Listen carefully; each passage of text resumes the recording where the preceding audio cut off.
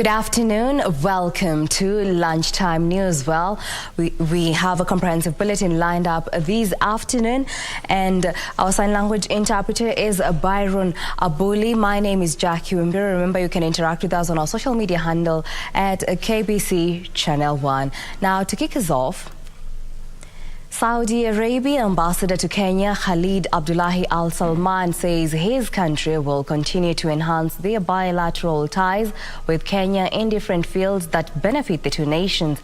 Speaking during the National Day celebrations, Al Salman said the two nations have solidified commitment to strengthen political, social and economic ties for sustainable development.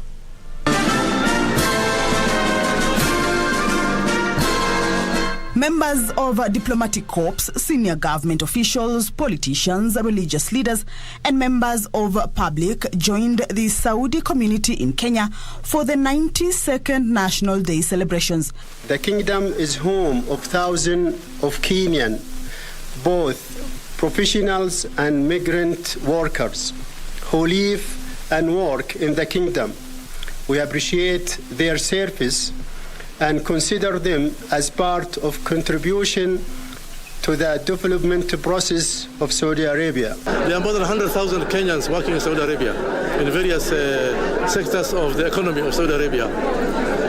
Those Kenyans who work there remit millions and millions of shillings annually to our economy. We need to maintain that relationship.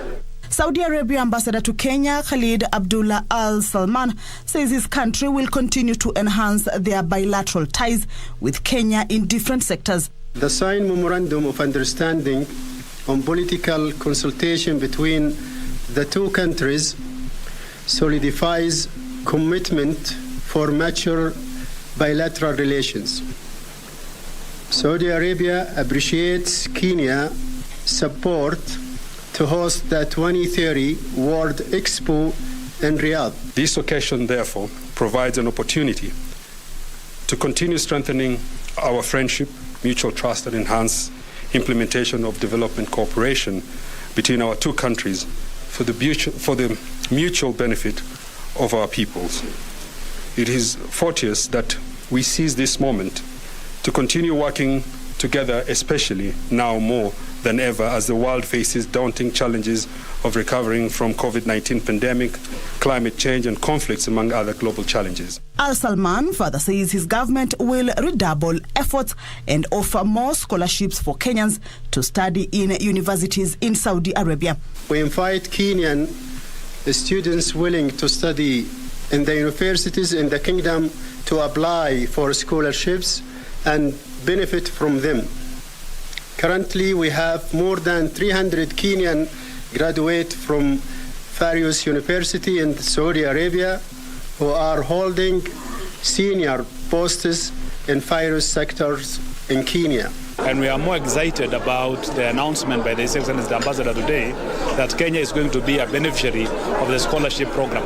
This opportunity is coming at the right time when many Kenyans are even unable to go to school. Tunafurahi, lakini tungetaka vile Saudi Arabia iko na uwezo wa hali ya juu watuongezea scholarship zaidi, na pia biashara investors kutoka Saudi Arabia waje Kenya kwa wingi. Saudi Arabia and Kenya have over the years developed active collaboration in a wide range of areas, including health, education, agriculture and tourism.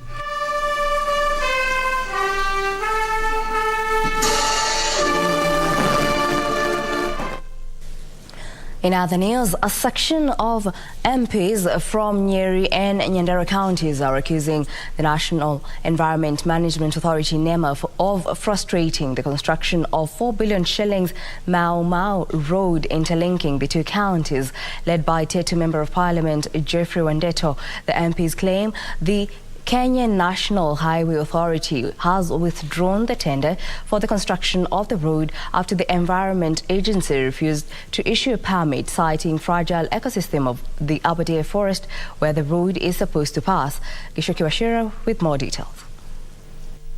National Environment Management Authority NEMA is on the spot for denying Kenya National Highway Authority permit for upgrading of Mau Mau Road from Tetu to North Kinangop. At least 7 MPs from Mount Kenya region now claim the construction tender which had been issued has been withdrawn. This is not a new road. It is an existing road, and really I do not understand when KFS and the agencies that are fighting to have the road shelved. I don't know why they are fighting, because they're talking of vegetation, they're talking of trees, they're talking of animals, yet vehicles use that road every day. Even today as we speak, there are vehicles that are using that road. But when we get to the level of construction, it's becoming a big issue. We fought to have this road, we secured budget as members of parliament. We are going to fight to make sure that this road is constructed, because we know the capacity and what it is going to do to our region. When we followed up on the reasons for the cancellation, we've been told that it is one government agency frustrating another government agency, and the culprits here I think have been KWS, KFS and NEMA. Of course, we know they are acting at the behest or at the urging of some international conservation NGOs. The MPs have taken issue with a certain international NGO dealing with wildlife conservation for sponsoring studies that aim at demeaning the benefits of the road. According to the representatives, completion of the 4 billion shillings Mau Mau Road will open up the economy of the region. Article 69, subsection H, it says that the natural resources of this country shall be appropriated for the benefit of the people. So we cannot say that the animals are superior, we cannot say that the trees are superior. Everything in this country exists for the benefit of the people. And some of the reasons given about the fragile ecosystem are unfounded. Most of them are just meant to frustrate the project. We know there is a road existing connecting Nyeri through Aberdare Forest to Nyandarua, and therefore it is our belief and expectation that that design has not been changed to attract or to cause KWS and KFS and NEMA to deny the impact assessment and the license for the upgrading of this road. The upgrading of the 54-kilometer stretch connecting Nyeri and Nyandarua counties through the Aberdare Forest is part of 540-kilometer network of Mau Mau roads that has been under construction around Mount Kenya region. Geshoke Washira, Lunchtime News. Now, critical mass, an organization for cyclists by cyclists, is pushing for use of bicycle transport in the city as part of environment conservation. The organization, which flagged off the September chapter of the monthly cycling event at Jivanji Gardens in Nairobi, aims to transform Nairobi into a cycling city. In this month's cycle, the team traversed Langata and back to Jivanji Gardens, covering about 25 kilometers. Unlike countries such as Netherlands, whereby cycling is deeply inculcated in their culture, with 36% of Dutch people listing the bicycle as their most frequent way of getting around on a typical day, cycling is not well adopted in Kenya, with cars being the preferred mode of transport. And as Cyprian Odada, the executive director of Critical Mass, explains, they are losing on the numerous benefits of cycling. Yes, and then just making new friends, and also just making people healthier. There are a lot of people whose health has improved since they started cycling with us. So this particular ride, Cyprian alongside a group of friends started Critical Mass in 2014. However, upon realizing how much they reduced the use of their cars in favor of cycling, they decided to expand with an aim of turning Nairobi into a cycling city. In 2017, we decided to be more intentional about getting people on bicycles, because for us, we saw the impact it was having in our lives. We were not using our cars as often as we were. Today, armed with reflectors, helmets and cycling gear, the organization, which now boasts of hundreds of members, embarked on a monthly expedition. They cover 25 kilometers, traversing Langata and back to Jivanji Gardens as part of their monthly ride in the city. The event is held every last Saturday of the month and is free for anyone with a bike. Riding people on bicycles is one way for us to solve a lot of the issues that we are having in Nairobi. There's a lot of people people who are depressed, people who would like to have a healthier lifestyle. And unfortunately, making new friends in Nairobi is not easy. But when you come to critical mass, it's so easy to make a new friend. For Lunchtime News, I'm Samuel Karaoke.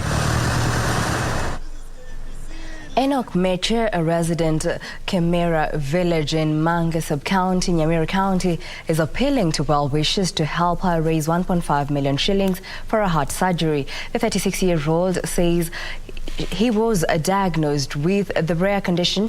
His family has been thrown into poverty and are struggling to buy him medication to manage the disease.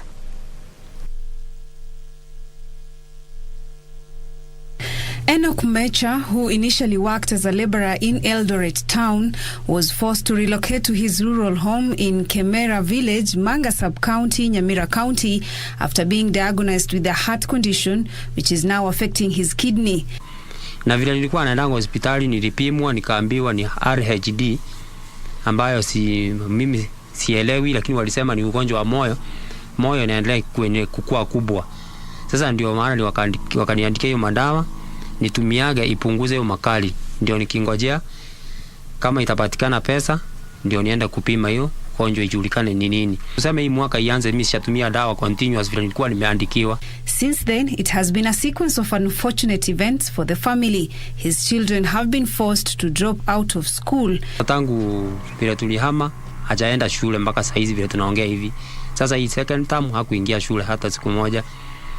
Na vile mnaona sina shamba hata kidogo, hata mahali pa kuweka tu mboga hakuna. Shamba ni kadogo sana. Huko nyumbani penye nimetoka, shamba walikuwa wameuza kunisaidia, lakini imeisha hivyo. With the situation getting worse day by day, Enoch's wife Ruth Nyaboke says his family has used all the little resources they had. Mimi sasa kwa saa hii kweli naomba tu mwenye tu ananitazama, mwenye tu ananisikia kweli, haki anisaidie tu kweli, haki nimeona kweli. Mimi kweli sina mbele na nyuma. Naomba tafadhali mnisaidie nipate kwanza kutibu mwili wangu, niende nipime hiyo moyo, nipime hiyo alisema kidney, ndio nijue shida yangu. The family is appealing to well wishers to help them raise 1.5 million Kenyan shillings required for Enoch's heart surgery.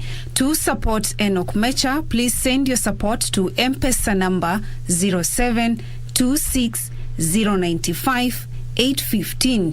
To support Enoch Mecha, please send your support to M-Pesa number 0726095815.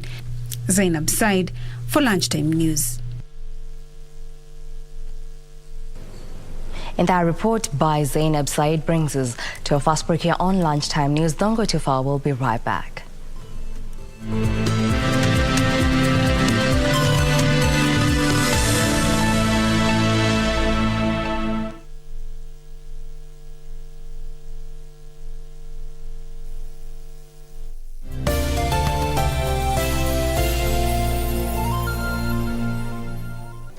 Do you have a news story to share with KBC?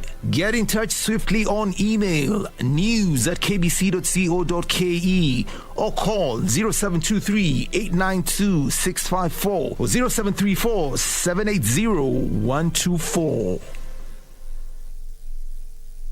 Are you a holder of unclaimed financial assets? Take advantage of the Finance Act 2022 moratorium on penalties and interests. Surrender any unclaimed financial assets in your possession today. Unclaimed Financial Assets Authority. Receive, safeguard, reunite.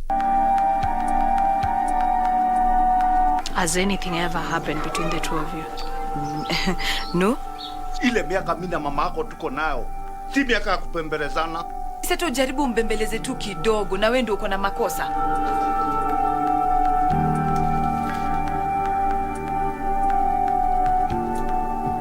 Mama Jane yuko huku ndani? No. Just give me a minute.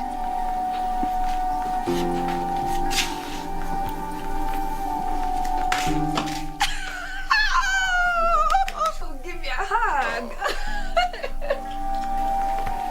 Well, are you not happy to see me? You asked Jen to pick you from the airport. Niwaje. Uko na nia gani na familia yangu waswa? Mimi sikuelewi. Heshima na simama. We move from glory to glory, from Inakisiwa kuwa utandawazi na teknolojia ndiyo chanzo kubwa au chanzo kikuu cha vifo hivi. Je, tutazuiaje teknolojia kumaliza vijana wetu? Nakumbuka hadi chuo moja alinipiga kaa punda. Huku akidai eti mimi ni kilema. Wasee waliniita danda eti jumi si performer. Walai nimeogopa mambo ya hawa watu. Anajiita msuba na ana miaka 70.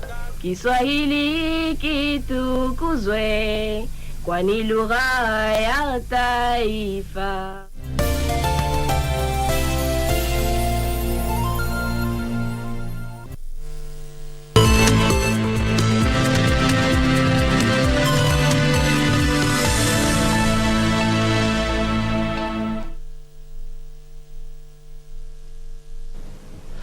And welcome back.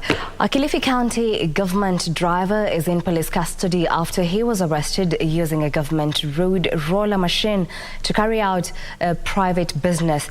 Now, the arrest of the officer on Thursday evening was in line with Governor Gideon Mungaro's warning on those still engaging in fraudulent activities in the county. Addressing reporters in the office, the governor said members of the public raised an alarm over a bulldozer that was carrying out a road project in Tezo Ward, Kilifi North constituency. He also promised a number of reforms in his administration, including sacking rogue and corrupt officials who had dented the image of the county. Hivi ndio mambo yalikuwa hayafuatiliwi na wale wanaohusika katika hizi department. Mimi nasema kwamba kila mtu, nataka kutoa onyo kwamba mjue mimi naangalia kila mahali na nimeweka timu kila mahali. Kama wewe ni revenue collector, kama wewe ni nani, nikikushika utaenda nyumbani na utaenda kotini kwanza alafu uende nyumbani. Hata wakubwa wao wanajua. Wakubwa wao pia wanajua. Hizi ni cartels zina operate hapo. Huwezi kunambia gari loloda na doza inaweza kutoka kwa yadi yako ukiwa kiongozi wa hiyo department na wewe hujui, unless umelala kwa kazi yako.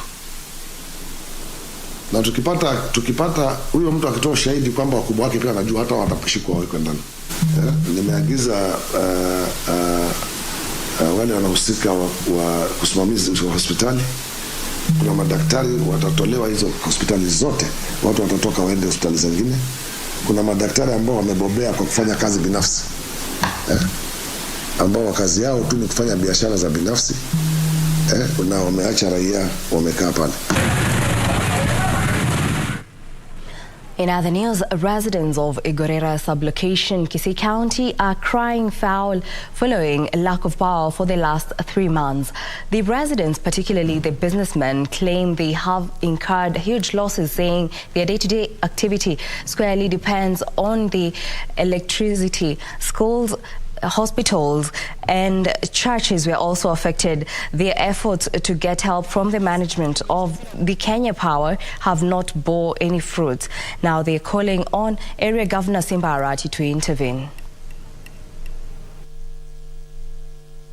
Miezi 3 imeisha bila kupata stima. Tunalalamika shule imefungwa, hata itafunguliwa bila stima.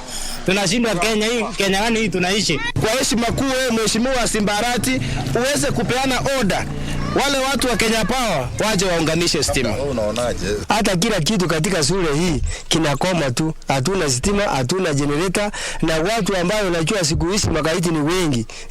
Hawa wasikali wetu wanalinda hapa, wana patrol kila mahali na tochi. Wanashindwa kuendelea na masomo kwa maana stima ndio inafanya wanafunzi wanaona mwangaza, wanaweza kusoma. Kama shida hivi, kama sio kalikizo kamekuja, walishindwa kufanya mtihani kwa maana wanatumia stima kuprint mtihani wa wanafunzi kufanya. Ukiangalia shule dispensary iko hapo Igorera, watu hawapati services zinazofaa. Kanisa ya Igorera PAG, kanisa ya Igorera SDA, tunateseka sana.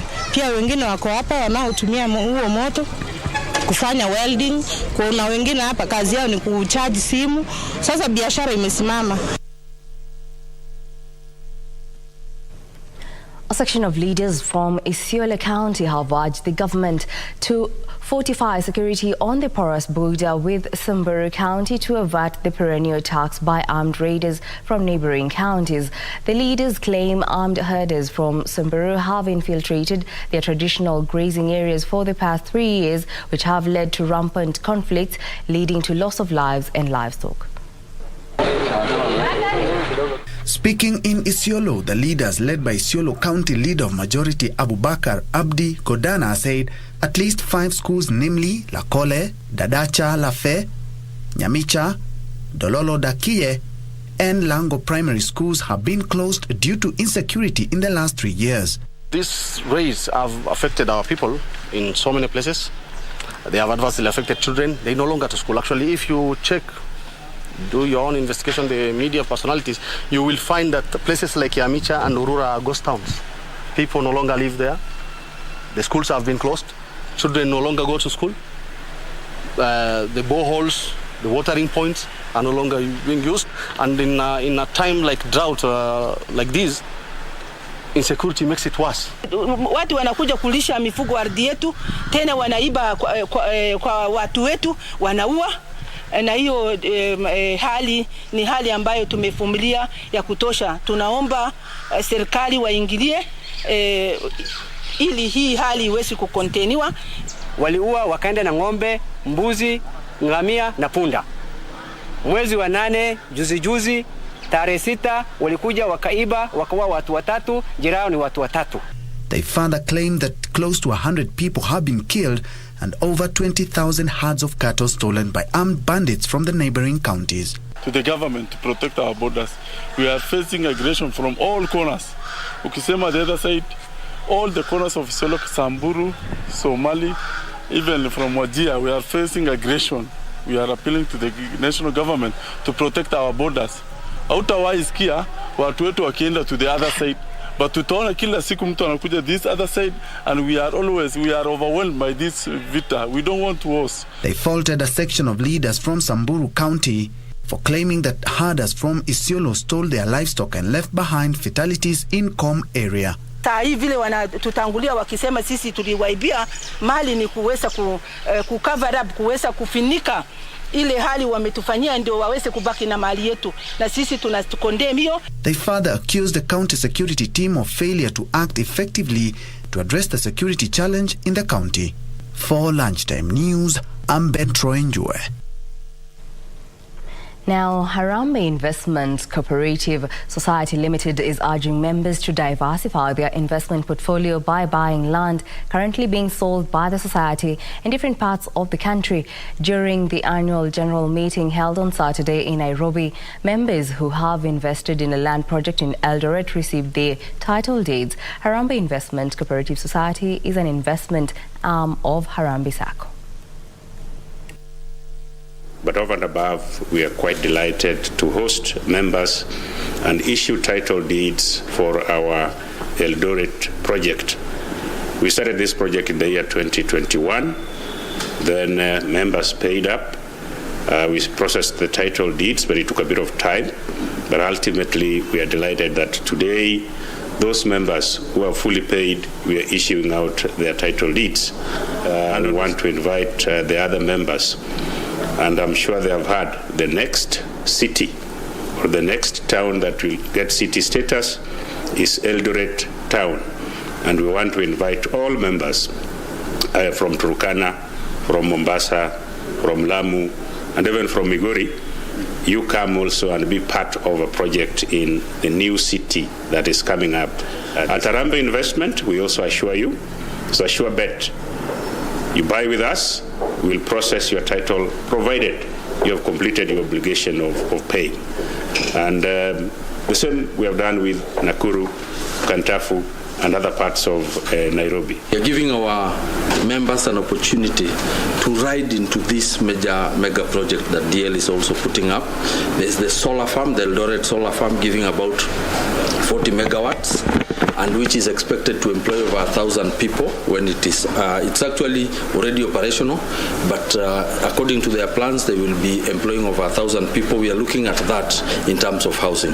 Then there is the African Economic Zone again, which is in that area where they are planning to put up 10,000 factories. We are looking at that.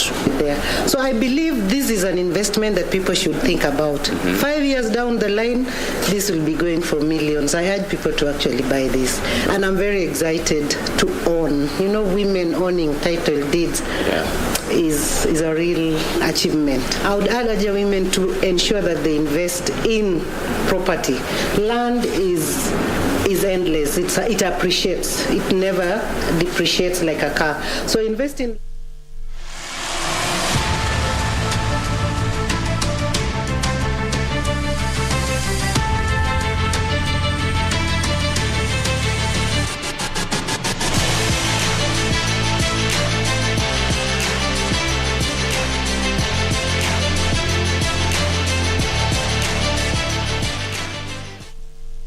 And now in the sports arena, a team of 5 runners from Kenya, best known as Sunrisers, will compete in tomorrow's Berlin Marathon to raise funds and awareness about clefts. The team comprises of dads and moms aged between 36 to 68 years old.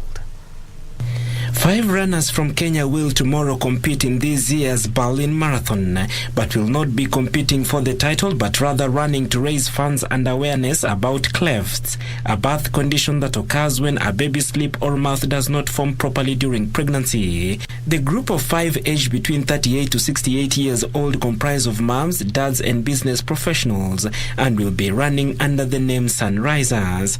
They are using their love of running to make a difference in the lives of children in Nairobi, Berlin and around the world. Why run for Smile Train? I'm a mom, and Smile Train is helping children across the world smile. We know that children born with cleft lip sometimes have self-esteem issues and sometimes are even hid from the public. So Smile Train has a cause to make every child smile and lift their confidence. So that cause spoke to us. The Sunrisers will join runners from all over the world in the 42-kilometer Berlin Marathon. The group is running to support Smile Train, the world's largest cleft-focused children charity. Clefts are prevalent in Europe, Africa and around the world. Running for some other people, other unfortunate people who are born with an issue and that can be sorted out. Just by doing this surgery on the cleft lips, you are changing the life of the person. You are giving him a new life. And that one is the biggest thing one can do. And I'm very proud to be associated with Smile Train. Every 3 minutes, a baby is born with a cleft lip and or palate.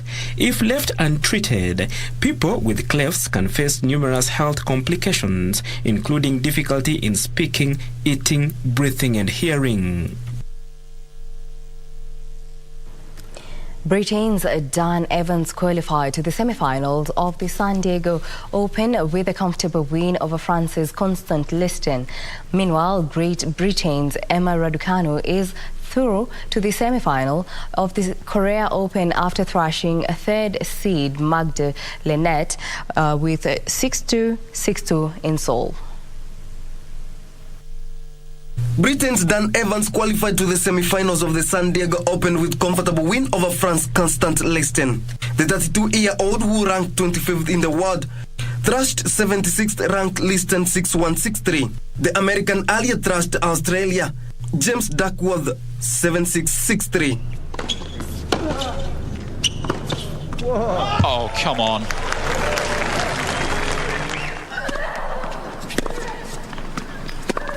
Meanwhile, Emma Raducanu is through to the semi-finals of Korean Open after beating that seed Magda Linette 6-2, 6-2 in Seoul.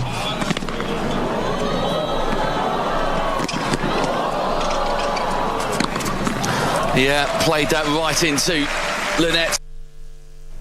Well, that report brings us to the end of our bulletin this afternoon. Thank you for choosing Lunchtime News.